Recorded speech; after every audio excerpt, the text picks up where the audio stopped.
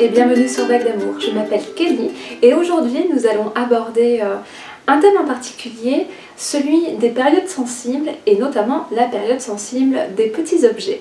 Maria Montessori a déterminé qu'il y avait plusieurs périodes sensibles et notamment qu'elles étaient particulièrement marquées entre l'âge de 0 et 6 ans. Une période sensible, c'est une période pendant laquelle l'enfant va apprendre d'autant plus facilement, avec beaucoup plus d'entrain, de facilité, des compétences en particulier. Donc la période des petits objets, c'est la période pendant laquelle il va s'intéresser à tous les petits détails qu'il va trouver sur son chemin. Cette période en fait va lui permettre de découvrir et de mieux appréhender le monde, de découvrir ce qu'est le petit, le très grand, le global. Et donc automatiquement, en découvrant ces différentes notions, il va pouvoir mieux comprendre le monde dans lequel il vit. Il va souvent s'intéresser à des choses que nous ne remarquons même pas. Par exemple, des tout petits motifs sur un objet auquel on ne fait plus vraiment attention. Des petits cailloux sur lesquels nous ne nous attarderions pas en temps normal. Voilà, il va regarder aussi des miettes, des fourmis, des petites fleurs, des bouts de feuilles, des bouts d'écorce, tout ce qu'il va pouvoir trouver sur son chemin. Des perles, des petites perles s'il a des grands frères ou des grandes sœurs. Voilà. Donc en fait, l'observation de cette période, ce qu'il va falloir faire pendant celle-ci, c'est adapter l'environnement et pouvoir répondre à son besoin. Donc on suppose que ces comportements sont favorisés par l'amélioration de leur vue, parce qu'il faut se rappeler qu'un bébé, quand il naît, ne voit pas grand-chose. Ça s'améliore de 0 à 1 an, et puis après, plus il grandit, et plus il va voir de loin, plus il va voir les petites choses. Et on suppose aussi que c'est le fait que sa motricité fine soit beaucoup plus précise, qu'il ait grandement amélioré cette capacité et qu'elle continue à s'améliorer au fil du temps. Donc pendant cette période, en fait, ce qu'il est important de faire, c'est de laisser l'enfant découvrir ces choses-là. S'intéresser aussi à ces découvertes, prendre le temps. D'ailleurs, c'est souvent très beau de voir un enfant s'émerveiller devant un tout petit caillou qu'il a trouvé, alors que nous, ça ne nous fait ni chaud ni froid à la base.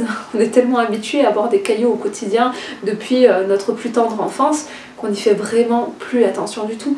Et voir cet émerveillement qu'ils sont à chaque nouvelle découverte, caillou après caillou, même au bout de 10 cailloux, ils sont toujours aussi émerveillés, je trouve que c'est magnifique. Donc pour l'aider dans cette période, on va pouvoir par exemple lui apporter des plateaux ou des objets dans lesquels il y aura des petits objets à découvrir, des petits motifs, ça peut être des petits dessins aussi, hein, tout simplement sur une feuille, il voit un dessin, il voit son frère ou sa sœur dessiner des petites choses, puis il va être hyper intéressé. Si lorsque l'enfant trouve un petit objet comme ça et qu'il le manipule, ça vous inquiète, ce qui peut être normal, hein, ça peut réveiller des peurs en soi, on a peur qu'il l'avale, qu'il s'étouffe. Le mieux c'est de rester dans ces cas-là près de lui, d'observer, d'être attentif à ce qui se passe, vigilant, et de lui dire aussi, hein, cet objet il reste dans ta main parce que c'est petit, je préfère que tu le gardes dans ta main, dans la bouche ça me fait peur. Même pas dire dans la bouche en fait, parce que souvent quand on dit dans la bouche, là il entend la bouche et du coup il pense à le mettre dans la bouche. Et d'ailleurs aussi, ce qui est important, quand on y pense, c'est bien de pouvoir faire des phrases affirmatives. Parce que quand on me dit ne touche pas ta tête, bah quand même j'ai envie de toucher ma tête. Même moi en tant qu'adulte ça me le fait. Ne pense pas à un éléphant, je vais penser à un éléphant. Donc un enfant c'est pareil, voire d'autant plus accru, hein, parce qu'il est plus petit que nous, donc il va moins avoir cette capacité à se retenir à faire les choses. Donc il va entendre quelque chose, il va vouloir le faire. Du coup, si on veut qu'il ne mette pas la chose à la bouche, on ne va pas lui dire ne mets pas ça dans la bouche. On va essayer de tourner autrement et donc dire garde cet objet dans ta main. Et du coup, il va penser à la main et il va le garder dedans.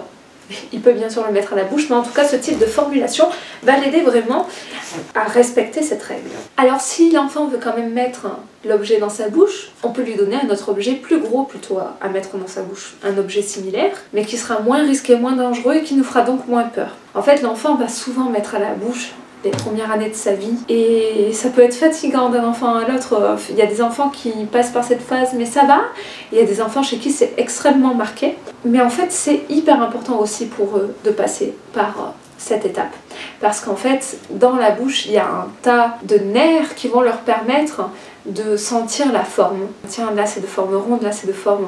Ah tiens, c'est un cube. Bon, bien sûr, il va pas se dire c'est un cube dans sa tête en général, mais il va sentir vraiment la forme qu'ont les objets, la texture, si c'est rugueux, si c'est dur, si c'est mou. Ils vont sentir Le goût aussi, ça peut être un caillou qu'il a trouvé par terre et du coup ça a le goût de la terre.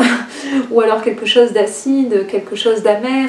Bref, tout ça vraiment ça va passer par sa bouche donc et ça va l'aider à mieux comprendre aussi ce qui l'entoure. Ça c'est une étape, j'ai envie de dire, obligatoire par laquelle tous les enfants passent. Et ça leur permet vraiment de mieux appréhender le monde.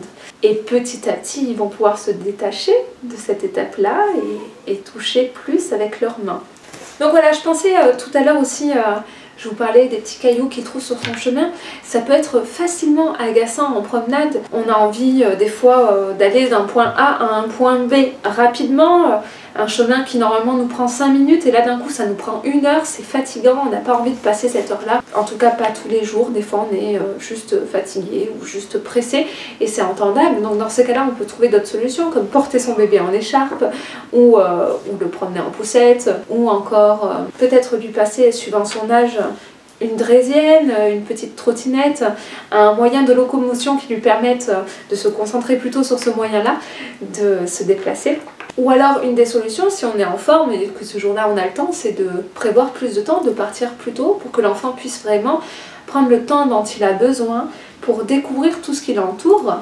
Ou alors il peut y avoir aussi la solution de faire des petits jeux qui vont permettre à l'enfant de penser à autre chose et donc d'avancer plus rapidement. Par exemple, oh regarde ton grand frère là, il est déjà là-bas, vite il faut le rattraper. Oh écoute, regarde, t'as vu cet arbre? Il y en a plein tout le long du chemin, on essaie de toucher l'arbre suivant. Voilà, essayez de trouver des petites manœuvres de distraction qui vont lui faire concentrer son attention sur d'autres choses et l'aider à avancer. Voilà, c'est tout pour cette vidéo.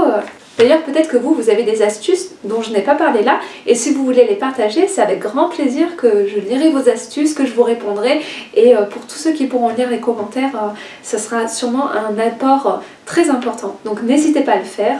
Si vous aussi, vous avez connu ces balades interminables où votre enfant s'arrête toutes les 2 secondes, n'hésitez pas à me le dire. C'est toujours sympa de pouvoir partager avec d'autres parents ces choses de la vie quotidienne que nous vivons. J'espère que cette vidéo vous aura plu, qu'elle vous aura apporté de nouveaux éléments de compréhension et qu'elle vous aidera donc à pouvoir accompagner votre enfant au quotidien. Si c'est le cas, n'hésitez pas à mettre un petit j'aime sur la vidéo et pourquoi pas à vous abonner à ma chaîne YouTube si ce n'est pas encore fait. Vous pouvez aussi la partager à d'autres parents si vous pensez que ça peut leur être utile. Si vous souhaitez en savoir plus sur les autres périodes sensibles que Maria Montessori a découvertes pour pouvoir mieux comprendre ce que vivent vos enfants et les aider à traverser ces périodes justement et à acquérir de nouvelles compétences, n'hésitez pas à me le dire aussi. Et comme ça, je pourrai peut-être organiser cela et vous sortir prochainement d'autres vidéos sur le sujet. Je vous souhaite à tous une très belle journée et je vous dis à bientôt. Ciao ciao!